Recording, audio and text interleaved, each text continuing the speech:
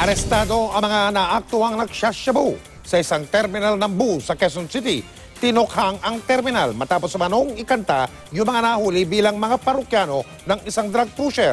At yan naman ang tinutukan ni Cesar Apolinario. Eksklusibo.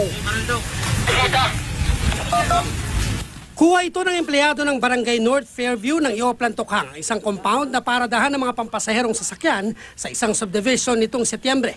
Nakavest at armado ng mga mahahabang baril ang mga pulis dahil armado raw ng baril ang mga sospek, partikular ang target na si alias Nonoy. Nakalabas na pala ng compound ang mga sospek. Patungo raw sa isang depressed area kaya sinugod ng mga pulis.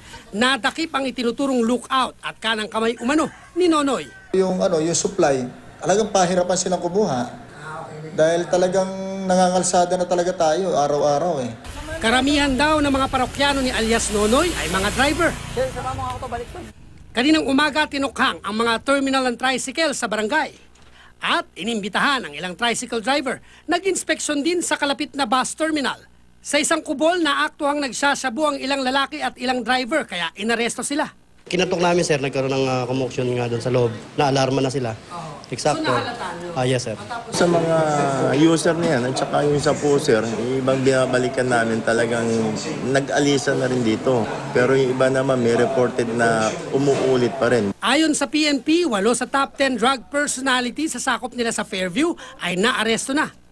Mahigit 1,000 naman ang kabuang bilang ng mga sumuko na sa pulisya. Ang kagandahan naman po doon, nakakatuwa naman doon sa mga concerned citizen natin kasi sila na yung nagbibigay mismo ng impormasyon para maubos na nga natin yung, yung mga pasaway na yan.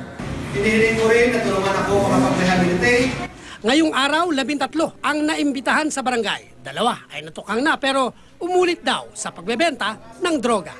Cesar Apolinario, Nakatutok, 24 Oras.